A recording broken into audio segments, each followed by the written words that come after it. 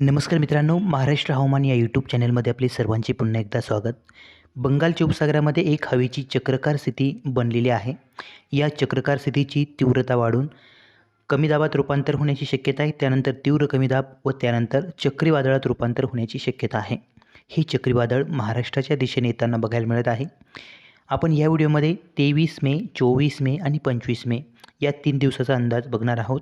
हे जे चक्रीवादळ बनण्याची शक्यता आहे, हे चक्रीवादळ कुठून कुठे जाणार आहे, या दरम्यान कोणत्या भागांमध्ये जोरदार ते अतिजोरदार पाऊस बघायला मिळू शकतो. तसेच या 3 दिवसामध्ये कोणत्या जिल्ह्यांना अलर्ट असणार आहे, कोणत्या जिल्ह्यांमध्ये उष्णतेची लाट आपल्याला बघायला मिळू शकते, तसेच कोणत्या भागांमध्ये जोरदार वारे आपल्याला बघायला मिळू शकतात. छोटीशी अपडेट आहे, थोडक्यात ही अपडेट आपण देऊ. व्हिडिओ शेवटपर्यंत बघा.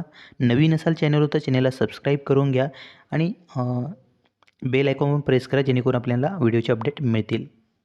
तर मित्रांनो, 23 मेला हे जी हवेची चक्राकार स्थिती आहे, जी तीव्रता हळूहळू वाढणार आहे. 24 मेपर्यंत तीव्र कमी दाबात रूपांतर होऊन त्यानंतर या चक्राकार स्थितीचे चक्रीवादळात रूपांतर होण्याची शक्यता आहे. तसेच दक्षिण कोकणपासून तर इकडं दक्षिण भारतापर्यंत एक हवेची कमी दाबाचे क्षेत्र सक्रिय आहे.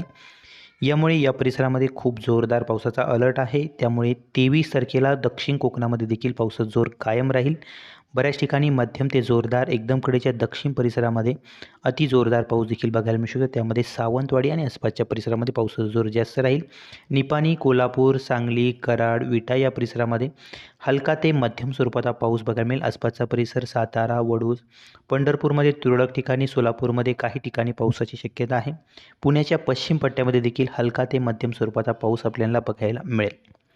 या व्यतिरिक्त राज्यात बऱ्याच भागामध्ये उकाडा वाढणार आहे. तापमानात देखील वाढ होण्याची शक्यता आहे. दुपारनंतर जरी विखुरलेल्या स्वरूपात ढगाळ वातावरण बघायला मिळाले, तर काही भागामध्ये पूर्णपणे वाऱ्याचा वेग कमी असल्यामुळे उकाड्यात मोठ्या प्रमाणात वाढ होण्याची शक्यता आहे. दुपारनंतर फक्त काही ठिकाणी वारे सुटण्याची शक्यता आहे. त्यामुळे तापमानात देखील साहजिकच वाढ होण्याची शक्यता आहे. बऱ्याच ठिकाणी 40 अंशाच्या पार, काही ठिकाणी 42 अंशाच्या पुढे तापमान बघायला मिळू शकते 23 मेला. 24 मेची अपडेट बघितली तर जे काही चक्रीवादळ आहे, ह्या चक्रीवादळाची दिशा जी आहे जैसे ती राहील. बंगालच्या उपसागरामध्ये चक्रीवादळ राहील.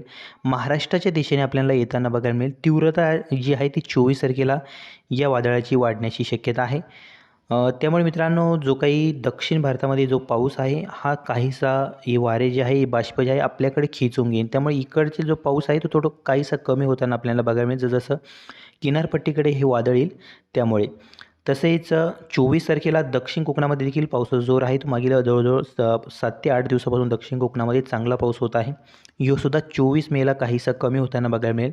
तरी पण विखुरलेल्या स्वरूपात पावसाचे वातावरण राहील. ठिकठिकाणी हलका ते मध्यम स्वरूपाचा वादळी पाऊस या पट्ट्यामध्ये होण्याची शक्यता आहे. त्यामध्ये नाशिकच्या पट्ट्यामध्ये, नाशिकच्या पश्चिम पट्ट्यामध्ये तुरळक ठिकाणी, सांगली, सातारा, कोल्हापूरच्या परिसरामध्ये बऱ्याच ठिकाणी हलक्या मध्यम स्वरूपाच्या वादळी पावसाची शक्यता आहे.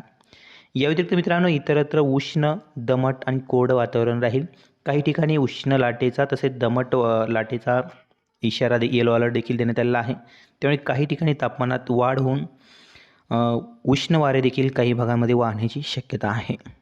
याच्या प्रभावामुळे तापमानात बऱ्याच ठिकाणी वाढ बघायला मिळेल. 40-42 मागील 48 तासामध्ये काही ठिकाणी 43-44 पर्यंत देखील तापमान जाऊन पोहोचले होते. आता देखील तापमानात वाढ होण्याची शक्यता आहे. आणखी 43-44, तर काही ठिकाणी 44च्या पुढे तापमान जाण्याची शक्यता देखील नाकारता येणार नाही. 24 तारखेला ह्याचे वादळ आहे, याची तीव्रता वाढणार आहे. पाऊस जो आहे तो राज्यात 24 तारखेला तशी शक्यता कमी आहे. पुणे विभागामध्ये जे फक्त तुरळक भागामध्ये पावसाची शक्यता आहे. इतरत्र दुपारनंतर काहीसं ढगाळ वातावरण बघायला मिळेल. तुरळक ठिकाणी हलका मध्यम पाऊस होऊ शकतो. बहुतांश भागामध्ये, इतर भागामध्ये राज्याच्या पुणे विभाग वगळता पावसाची शक्यता बहुतांश भागामध्ये नाहीच्या बरोबर आहे. तुरळक भागामध्ये दुपारनंतर स्थानिक वातावरण होऊन संध्याकाळपर्यंत, रात्रीपर्यंत पाऊस होऊ शकतो. 25 तारखेची अपडेट बघितली तर हे जे वादळ आहे, याची तीव्रता जी आहे ती खूप मोठ्या प्रमाणात वाढण्याची शक्यता आहे. चक्रीवादळात रूपांतर होण्याची शक्यता आहे. आणि या वादळाने जी दिशा आहे याची बदलली आहे. पहिली जी दिशा होती ती महाराष्ट्र दिशेने वादळ येण्याची शक्यता होती. महाराष्ट्राकडे येऊन त्यानंतर हे वादळ टर्न मारणार होतं, म्हणजेच पूर्व उत्तर दिशेकडे सरकण्याची शक्यता होती. परंतु हे जे वादळ आहे हे 25 तारखेलाच उत्तरी भागाकडे सरकण्याची शक्यता आहे, म्हणजेच बांगलादेश दिशेने हे वादळ जाण्याची शक्यता आहे. त्यामुळे महाराष्ट्र राज्यावर या वादळाचा फारसा काही परिणाम होणार नाही. जर हे वादळ याने दिशा बदलली, जर मध्ये आले किनारपट्टीला तीव्रता कमी तर होणारच आहे, परंतु जो काही विदर्भाचा परिसर आहे या परिसरामध्ये जोरदार पाऊस बघायला मिळू शकतो. परंतु सध्या तरी शक्यता तशी दिसत नाही आहे. यामध्ये काही अपडेट बदल झाला तर आपण पुढील व्हिडिओमध्ये अपडेट देऊच. हा व्हिडिओ तुम्हाला आवडला तर लाईक नक्की करा, शेअर करा, चॅनलवर नवीन असाल तर सबस्क्राईब करा. चला भेटूया अशाच एका व्हिडिओसोबत. तोपर्यंत नमस्कार.